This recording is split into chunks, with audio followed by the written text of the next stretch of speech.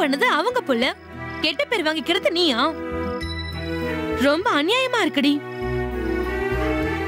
பெத்தவங்க கிட்ட உண்மையை சொல்ல துப்பு இல்லாதவன் அவன் உன்னை யூஸ் பண்ணிக்கிட்டானா? அந்தால காப்பாத்துறதுக்காக நீ ஏண்டி கண்டவங்க கிட்ட திட்டு வாங்கணும்? இப்போ என் கூட கிளம்பி வா, அவன் வீடு எங்க இருக்குன்னு காட்டு. இதெல்லாம் உன் புள்ளையுடைய வேலை தானு நான் உங்களுக்கு புரிய வைக்கிறேன். வேண்டாம்ப்பா, நான் தான் காரணம் என்றால் வெறும் கோபத்தோடு போயிடும். ஆனால் அவங்க பிள்ளைதான் காரணம் என்று தெரிந்தால் 2 பேராலும் தாங்க முடியாது.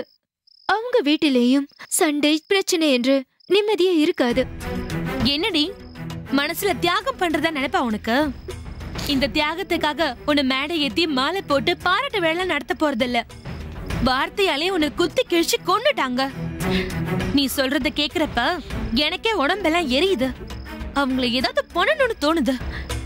எல்லாத்தையும் கேட்டுட்டு நீ எப்படி பொறுமையா இருந்த? அவங்க பிள்ளை கல்யாணம் நின்னு போயிடுச்சுங்கிற கோவத்துல அப்படி பேசிட்டாங்க. விடு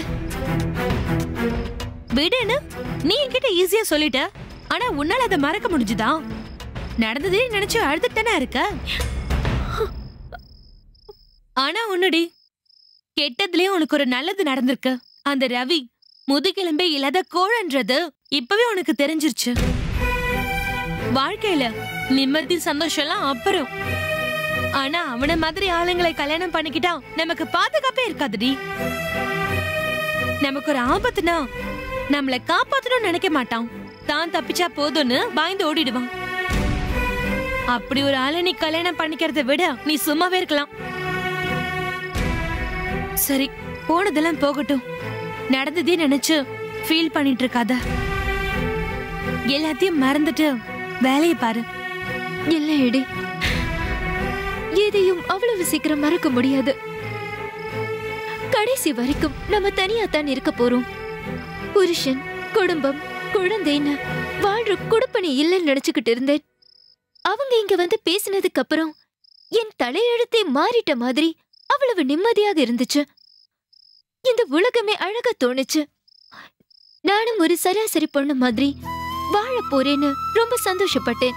இந்த வாழ்க்கையை பத்தி என்னென்னமோ கற்பனை பண்ணி வச்சேன்.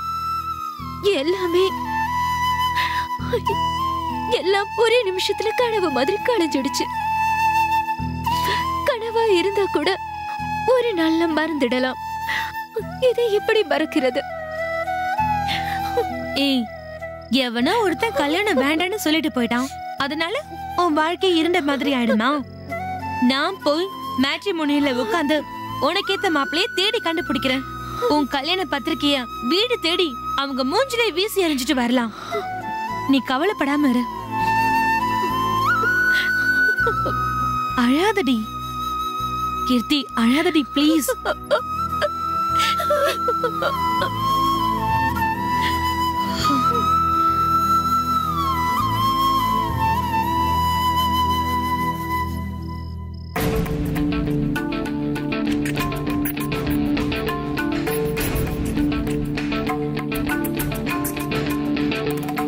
பிள்ளைங்களுக்கு பெற்றவங்க வரன் தேடின காலம்லாம் மாறிடுச்சு சார்.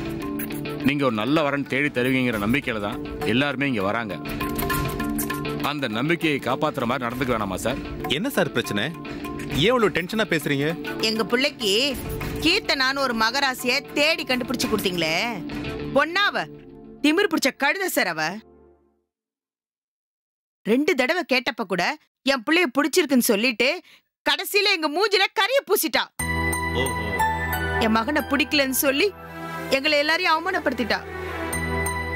இதெல்லாம் யாரால? உங்களால தானே. இந்த மாதிரி வரன்லாம் எப்படி சார் ரெஃபர் பண்றீங்க? காசு கிடைக்குதுன்னு இப்படிப்பட்ட வரன்லாம் பதிவு பண்றதே தப்பு. தயவு செஞ்சு இனிமே அந்த தப்பை பண்ணாதீங்க.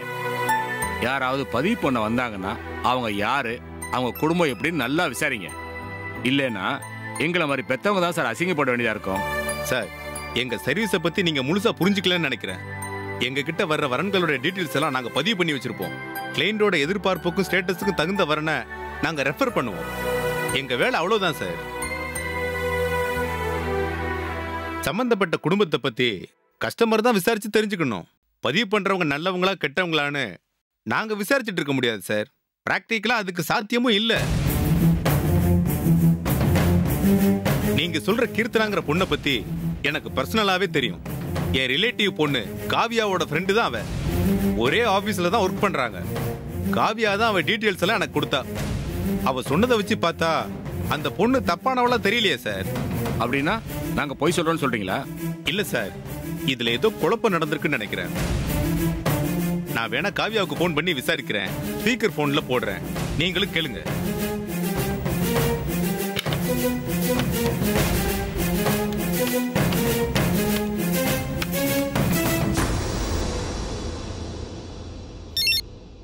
ஹலோ, சொல்லுங்க அங்கிள். ஃப்ரீயா இருக்கியாமா? பேசலாமா? பரவாயில்ல அங்கிள், சொல்லுங்க. உன் ஃப்ரெண்டு கீர்த்தனா ஏமா இப்படி பண்ணிட்டா? அவ அப்படி என்ன பண்ணிட்டா அங்கிள்? ஒரு வரனுக்காக அவளை ரெஃபர் பண்ணியிருந்தேன். அவங்களும் அவளை பார்த்து பேசியிருக்காங்க. முதல்ல பையனை பிடிச்சிருக்குன்னு சொல்லியிருக்காளாம். அவங்களும் அதை நம்பி கல்யாணத்துக்கு நாள் குறிக்கிற வரைக்கும் போயிட்டாங்க. ஆ, ஆனா திடீர்னு அவங்க வீட்டுக்கு போய் எனக்கு இந்த கல்யாணத்துல விருப்பம் இல்ல, உங்க பையனை பிடிக்கலன்னு சொல்லியிருக்கா. கல்யாண பொண்ணுக்கு பையனை பிடிக்கலன்னா முதல்லயே சொல்றதுதானமா நியாயம்? இப்படி மாத்தி மாத்தி பேசுறது தப்பு இல்லையா? அந்த பையனோட பேரண்ட்ஸ் என்கிட்ட வந்து கோவிச்சுக்கிறாங்கம்மா. கோவப்படுறதுக்கு அவங்களுக்கு எந்த தகுதியும் இல்ல அங்கிள்.